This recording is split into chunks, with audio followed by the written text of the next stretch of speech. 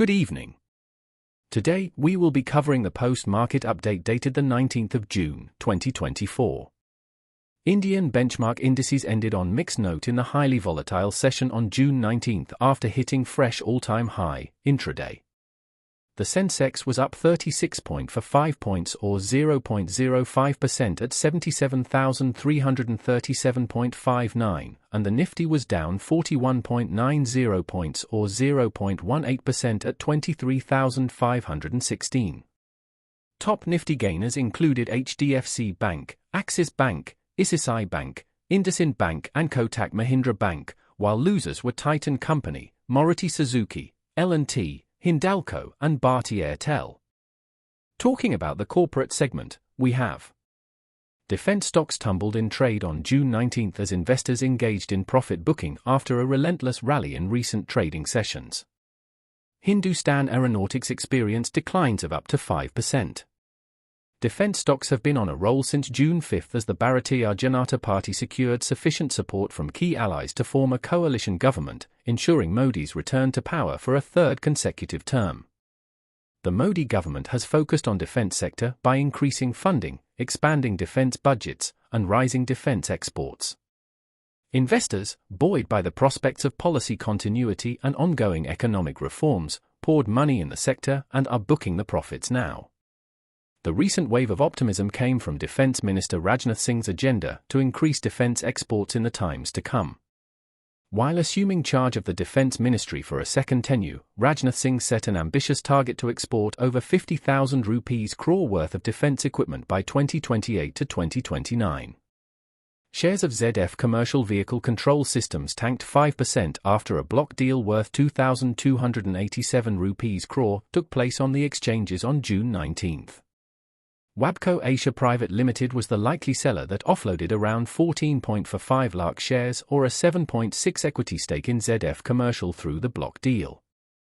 While Moneycontrol could not immediately identify the parties involved in the transaction, CNBC's TV18 reported citing sources that WABCO Asia Private Limited was planning to offload a 5% stake in ZF Commercial, valuing it at 1,423.10 rupees crore. In addition, reports also suggested that post the equity sale, a lock-in period of 120 days will also be triggered for the remaining stake held by WABCO Asia. WABCO Asia is the promoter entity of ZF Commercial, holding a 75% stake in the company as per its recent shareholding data. AMI Organics shares surged over 5% to 1,380 rupees per share on June 19 after it launched a qualified institutional placement to raise up to 500 rupees crore. The company is offering shares in the QIP at a floor price of 1,228.71 rupees per equity share, it said in a stock exchange filing. The stock has gained over 6% in the last 1 month, beating Nifty's 4.5% return in the same period. AMI Organics QIP committee is due to meet again on June 21 to consider and approve the final issue price.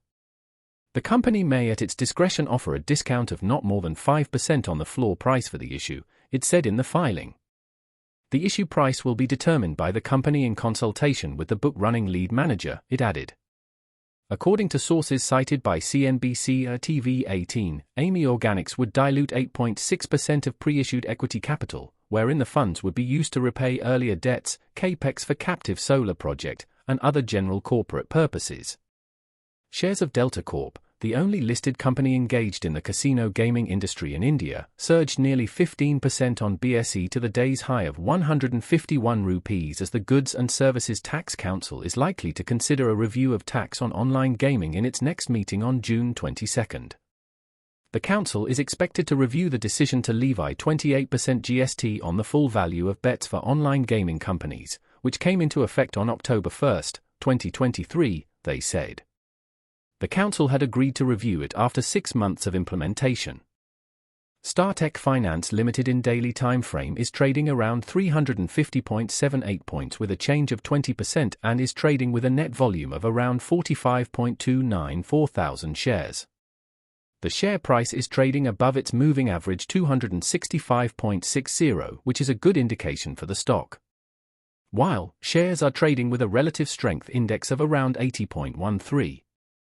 Fino Payments Bank Limited in daily time frame is trading around 342.05 points with a change of 20% and is trading with a net volume of around 6.22 million shares. The share price is trading above its moving average 292.43, which is a good indication for the stock. While shares are trading with a relative strength index of around 78.11. Kalyani Forge Limited in daily time frame is trading around 663.10 points with a change of 20% and is trading with a net volume of around 51.257 thousand shares. The share price is trading above its moving average 501.16, which is a good indication for the stock.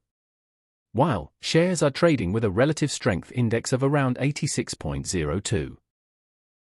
For the stock recommendation we have, Jindal SAW Limited looks good and can be bought at 562 rupees, keeping a stop loss of 543 rupees and a target of 587 rupees. You can reach us via phone, WhatsApp, or email using the information listed on the screen. Thank you for joining us today. If you found this video informative, please give it a thumbs up, and don't forget to subscribe for more financial insights.